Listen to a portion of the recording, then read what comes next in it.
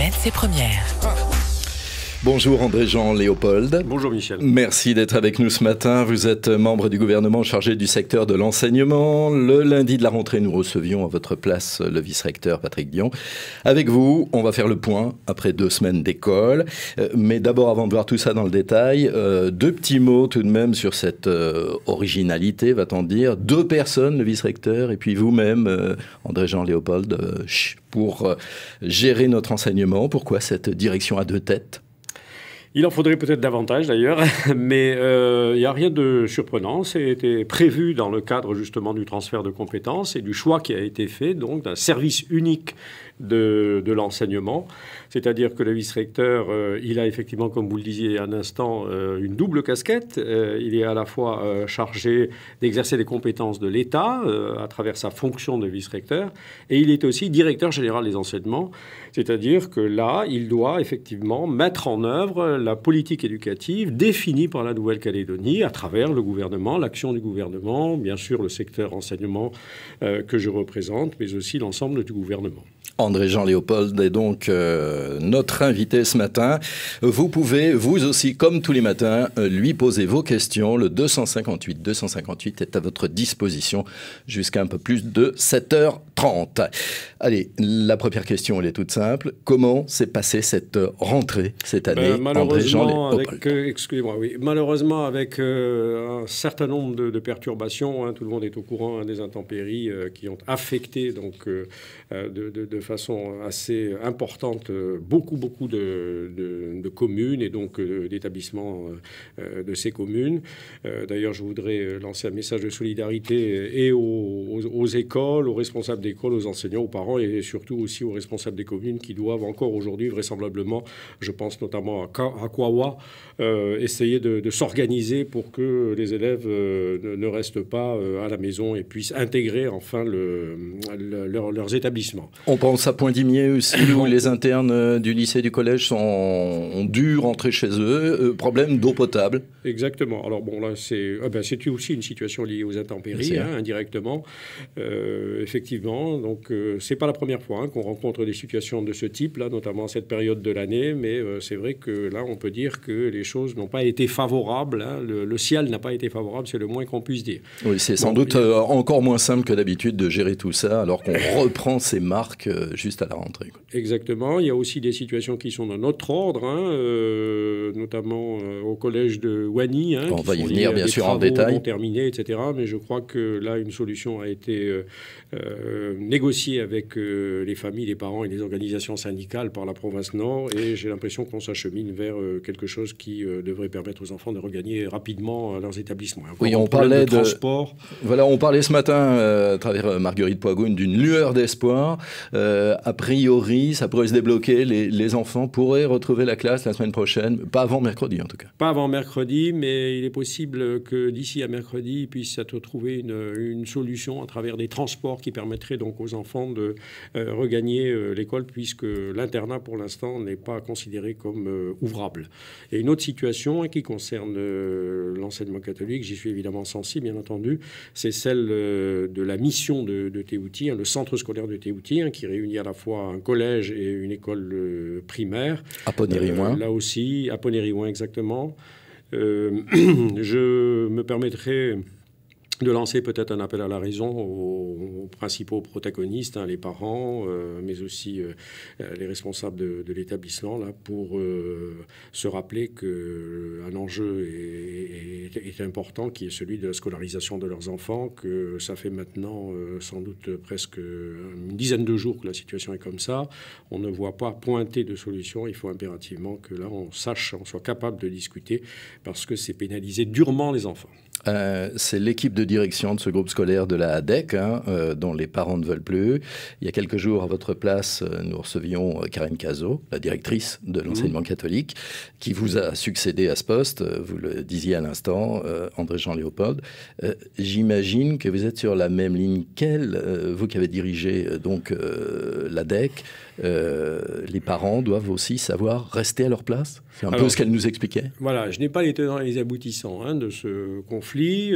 J'ai fait savoir donc à Madame Cazot que nous étions à sa disposition, à la fois pour en discuter, éventuellement, si c'était nécessaire, pour jouer un rôle de médiation.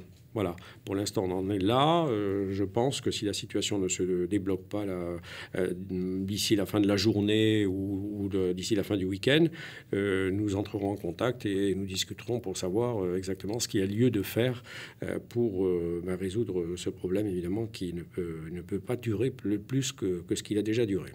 D'autres problèmes au niveau des effectifs, au niveau des postes d'enseignants que vous auriez pu noter? Alors, de ce côté-là, plutôt une satisfaction, si on peut exprimer les choses ainsi. Les effectifs dans le fil de ce que l'on a connu ces dernières années sont en stabilisation, avec une légère augmentation donc, dans les lycées et dans l'enseignement supérieur, ce qui est normal d'ailleurs, et ce qui est encourageant, puisque ça démontre que nos élèves prolongent leurs études, vont plus loin. On sait que les taux de réussite au baccalauréat s'améliorent, que la proportion des élèves qui arrivent au baccalauréat, c'est extrêmement important. Monsieur le vice-recteur a dû le souligner. On en est encore loin, effectivement, de la situation, par exemple, de la métropole, s'il faut s'y référer. Mais les choses progressent. Donc, de ce côté-là, on peut même dire jusqu'à un certain point qu'il y a peut-être une opportunité à exploiter, puisque les effectifs se stabilisant, on devrait pouvoir peut-être davantage consacrer de moyens, je dirais, à la qualité éducative et notamment au traitement des élèves en difficulté, par exemple. Ça, c'est une réflexion qu'il faut qu'on conduise à travers le projet éducatif. J'aurai peut-être l'occasion d'y revenir tout à l'heure. Voilà, c'est une chose donc qui doit nous placer dans une attitude optimiste. Et puis, pour ce qui est de l'affectation des professeurs, pour les enseignants du premier degré, ça s'est bien passé. À ma connaissance, il n'y a pas de situation problématique. Il y avait eu une petite crainte un petit peu avant la rentrée parce qu'il manquait encore un certain nombre de postes, notamment dans les disciplines scientifiques, mathématiques, etc. D'ailleurs, ça devrait inciter à nos jeunes à davantage se diriger vers ces voies. Je crois qu'il y a un manque crucial et en Nouvelle-Calédonie et ailleurs, en métropole et dans le monde. Mais ça s'est résolu. Et après en avoir discuté encore hier soir avec le vice-recteur, puisqu'on est en contact permanent, vous l'imaginez bien, les professeurs sont en place et donc accueillent normalement les élèves. Pas de conséquences néfastes de la situation du gouvernement en ce moment. Vous n'avez pas de problème pour nommer, muter, etc., gérer le personnel, par exemple, sachant, je le rappelle, que le gouvernement est on va dire, en situation de travail limité. On explique pas directement la gestion des affaires courantes, dit-on. Voilà. Alors, pas directement sur la rentrée. Je crois que ce serait fait dans les mêmes conditions si cette crise n'avait pas eu lieu. Mais c'est vrai que vous parliez là du statut des personnels. Il y a un certain nombre de situations qui sont en souffrance et qui, vraisemblablement, dans les semaines à venir, vont affecter, pénaliser un certain nombre de personnes. C'est inévitable. Je crois que ce serait, c'est-à-dire, vous ne pouvez pas nommer exactement de la même façon? Non, il y a tout un ensemble de situations qui ne peuvent être résolues parce que sortant de ce que l'on appelle les affaires courantes, encore que la définition des affaires courantes n'est pas toujours facile à cerner, dépend aussi des contextes, des positionnements, etc. C'est une situation, il y a eu un débat hier qui a permis, j'espère, d'éclairer un peu l'opinion publique, mais c'est vrai que c'est une situation qui est inacceptable et que je ne vois pas pouvoir durer au-delà des 15 ou 3 semaines à venir. Avant de rentrer dans le détail de vos ambitions pour les Calédoniens, leur enseignement, leur éducation, je vous propose d'aller faire un petit tour du côté du Standard tout de suite, où Livia est avec nous au 258. Bonjour. Bonjour. Allez-y, nous vous écoutons. Voilà, je suis étudiante et je voudrais savoir si c'est pour les projets MIP, ils sont toujours d'actualité ou pour nous les étudiants. C'est votre ambition, c'est ce que vous souhaitez faire, Livia. Voilà. D'accord. Oui, alors donc l'université effectivement a ouvert ses portes il y a déjà quelques temps. Hein, ils sont un petit peu en avance. Hein, il y a des formations nouvelles, notamment, je ne sais pas si vous avez entendu parler de l'Institut universitaire de technologie. C'est extrêmement important que la Nouvelle-Calédonie puisse bénéficier de ce genre d'outils, j'ai envie de dire, parce que j'ai eu l'occasion de le lire là, lors de l'inauguration. C'est véritablement le type de structure de formation qui nous manquait, qui faisait défaut. Elle est adaptée aux besoins du pays, à l'économie et aussi au profil des élèves. Donc je ne sais pas si vous pourrez en profiter, mais je vous conseille de vous y intéresser tout au moins. Et puis pour ce qui est plus largement de l'accueil des étudiants, il existe une maison de l'étudiant qui fonctionne, là, même si il y a nous sommes en passe de devoir réorganiser la direction, mais elle fonctionne. Elle a accueilli cette année près de 700 étudiants. Un bon nombre d'ailleurs sont restés pendant les vacances pour pouvoir travailler. Et donc là, il y a des conditions d'accueil qui ne sont pas totalement satisfaisantes parce que je sais que toutes les demandes ne sont pas satisfaites en matière d'hébergement des étudiants au campus de Nouville. Mais ça représente un effort et cet effort se poursuit. Merci Livia d'avoir été avec nous. Bonne journée. Merci à vous aussi, bonne journée. Le 258 pour poser des questions à mon invité de ce matin, André-Jean Léopold, chargé de l'enseignement donc au gouvernement. Quelle place souhaitez-vous faire, André-Jean Léopold, avant de rentrer dans le concret des études? Quelle place souhaitez-vous faire aux parents, justement? Quand on parlait de l'affaire de Teouti, on voyait les parents en première ligne dans ce conflit.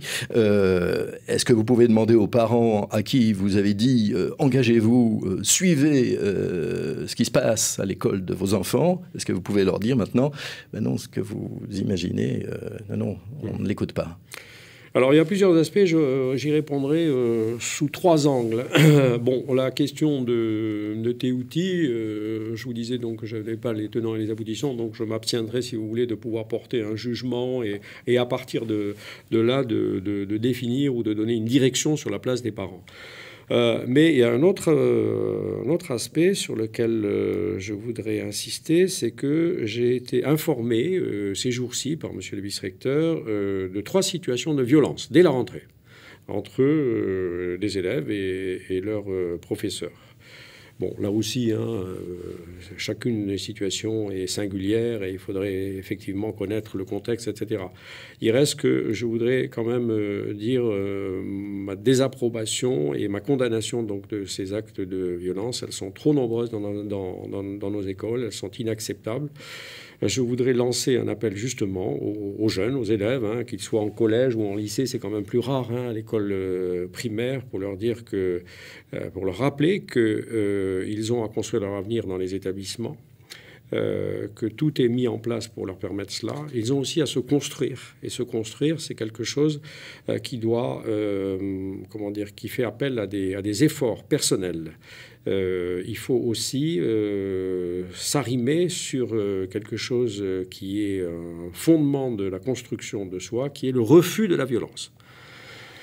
Donc je voudrais les interpeller, même si évidemment c'est quelque chose de compliqué, ça ne peut pas se résumer, je dirais, à une interpellation comme ça un jour de rentrée par le responsable de l'enseignement en Nouvelle-Calédonie.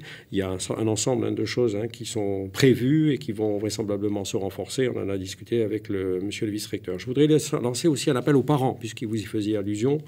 Je crois que les parents, évidemment, sont toujours, ils le resteront, les premiers responsables de l'éducation de leurs enfants. Ils font des efforts, ils ont à cœur que leurs enfants réussissent, mais il faut qu'ils aient à cœur, et je pense que c'est le cas pour la plupart d'entre eux, il faut qu'ils aient à cœur aussi de faire en sorte que leurs enfants deviennent des hommes et des femmes totalement responsables.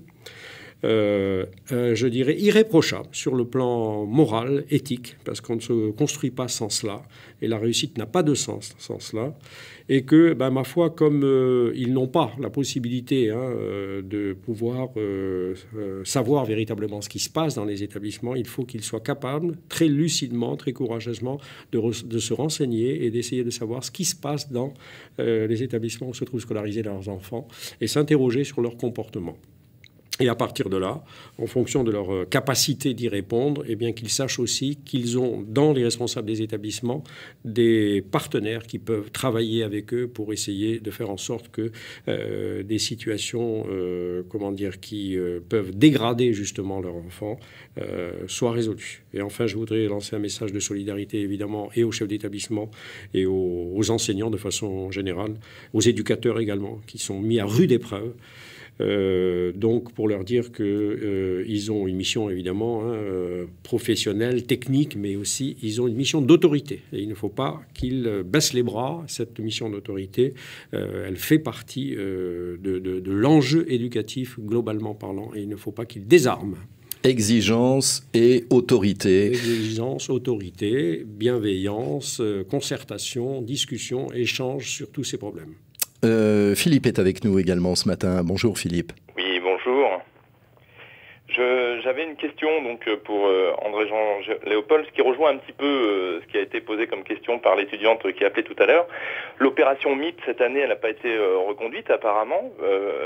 Les professionnels, quand on va les voir, ils nous disent pas de président du gouvernement, donc pas de signature de convention MIP, donc pas de possibilité d'acheter un ordinateur à un prix avantageux quand on est étudiant. Donc je voulais savoir si, justement, à ce sujet, cette année, André-Jean Léopold va peut-être de lui-même provoquer peut-être quelque chose qui va faire que l'opération MIP va pouvoir être reconduite en l'absence de président de gouvernement.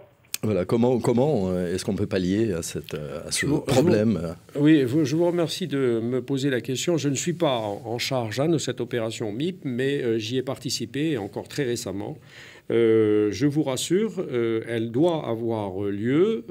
La formule a été légèrement modifiée et ça a pris un petit peu de retard parce que, comme vous le savez, donc, le budget de la Nouvelle-Calédonie qui a été voté en fin 2014 là, pour l'année 2015, il a été réduit sous certains aspects et il a fallu donc revoir un certain nombre d'enveloppes.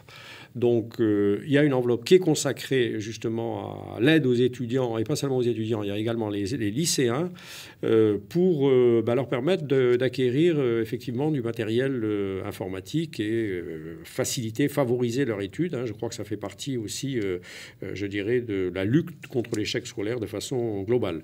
Donc, l'opération va se dérouler, elle va être lancée très bientôt. Il y a eu un petit peu de retard. Elle est reconfigurée sur le plan de la formule, mais beaucoup d'étudiants et de lycéens, donc je le disais, qui n'ont pas pu bénéficier ces 2 dernières années de ce type d'aide vont pouvoir le faire.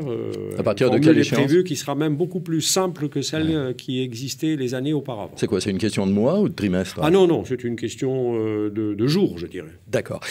Vous avez évoqué tous ces problèmes, et notamment les problèmes de coéducation dont on parlait un petit peu auparavant, avec parents qui sont toujours très à l'écoute. Vous avez évoqué tout ça au cours du forum de la rentrée, là, avant-hier à Coné. Oui, parce que d'abord, c'est une question qui est venue sur le tapis, naturellement. Et notamment dans ce cadre-là, c'est la première fois, effectivement, que j'assistais à ce type de rencontre. J'ai eu l'occasion de dire toute l'admiration que je portais donc, aux responsables de cette rencontre, parce que c'est une rencontre qui permet d'associer et de faire en sorte que tous ces gens puissent échanger, les responsables, donc du premier degré, du second degré, du public et du privé. Donc c'est quelque chose qui est à programmer également dans les autres provinces. Je crois que c'est une situation qui ne se fait pas en province sud. Bon, c'est vrai que là, on aurait vraisemblablement un problème de taille en termes de public à accueillir, effectivement, mais je pense que c'est une bonne idée. Il faudrait essayer de faire en sorte que ça puisse également se dérouler en province sud. Bon, c'est pas que des mots, c'est aussi du concret. Parce que justement, ce sont des responsables de terrain et toutes les questions qu'on a pu aborder, eh bien, ils étaient à même, eux, de les traduire ou en tout cas de dire leurs éventuelles préoccupations pour leur mise en œuvre concrète au niveau du terrain. La question des parents, elle a été évoquée. J'ai eu l'occasion, moi, de parler de l'importance que j'accordais au travail d'élaboration du projet éducatif. On y viendra peut-être. pour leur signifier qu'il y aurait forcément, inévitablement, un volet extrêmement important consacré à ce que, pour l'instant, on a appelé, même si cette terminologie peut évoluer, la co-éducation. Je crois que désormais, c'est un terme qui est bien ancré dans l'esprit des responsables. Et un petit peu partout. C'est également à Koné que vous aviez justement débuté en début décembre la présentation du projet éducatif de la Nouvelle-Calédonie. On a très peu de temps. André-Jean Léopold, essayons en deux mots de nous redire sur quoi vous allez vraiment porter vos efforts cette année. Alors, c'est un enjeu considérable et ça ne peut pas être comme ça traité rapidement, d'autant plus que dans le principe même de la démarche, il y a l'idée de co-élaboration. Donc, ça suppose qu'on se concerte, on travaille avec l'ensemble des partenaires impliqués dans le monde éducatif. C'est des institutions, bien sûr, provinciales, mais aussi les mairies, les organisations syndicales, les fédérations de parents d'élèves, etc. Donc, ça ne peut être que long, mais en même temps, c'est la garantie de ce que tout le monde pourra participer et en même temps prendre des engagements à travers une charte qui sera élaborée à ce moment-là. Ce n'est pas encore le moment. Et on espère que cette synergie, ces engagements mutuels permettront effectivement de faire bouger le système éducatif. Un tas de choses évoluent favorablement, mais c'est aussi peut-être à travers ce projet éducatif, accélérer, augmenter la dynamique et permettre donc plus de réussite, plus de place accordée aux cultures et aux langues des élèves que nous scolarisons. Et c'est aussi, tout à l'heure on en parlait effectivement, et ça a été un des principaux thèmes de notre échange, c'est cette question de l'enjeu que revêt l'éducation civique et morale à l'école. On en parle bien sûr en métropole. Il y a des répercussions chez nous, bien évidemment. Et on parlera aussi dès ce soir à Wegua de l'importance de l'oralité avec cette journée internationale de la langue maternelle demain à la tribu de Bondé, pour revenir à ce que vous disiez à l'instant sur l'importance des langues maternelles. C'est la 2e édition du Festival des Arts du Pays, organisé par vous-même, le gouvernement et l'Académie des langues kanak. Une édition à laquelle d'ailleurs NC Première est largement associée. Vous l'entendrez sur notre antenne, avec plusieurs rendez-vous demain, toute la journée. On traîne encore un peu dans l'apprentissage des langues maternelles, André-Jean Léopold. Oui, je crois qu'il y a des efforts à faire, même si beaucoup de choses ont été faites, notamment en province nord, bien sûr, en province des îles. C'est un peu plus compliqué sans doute en province sud. Il y a également ce que l'on appelle le SALC, le service justement qui s'occupe des langues, qui a été créé au vice-rectorat, ça fait maintenant 2 ans, qui fonctionne, notamment sur les programmes, sur les supports pédagogiques. Et j'espère bien qu'on ira au-delà. Vous étiez donc André-Jean Léopold, l'invité de la matinale, et on peut vous réécouter en cliquant sur ncpremière.nc. André-Jean Léopold, merci. Je vous remercie, Michel. On retrouve Thierry Belmont et Bruno Rouvière. C'est la suite de Matin de Première. Pardon pour ce retard.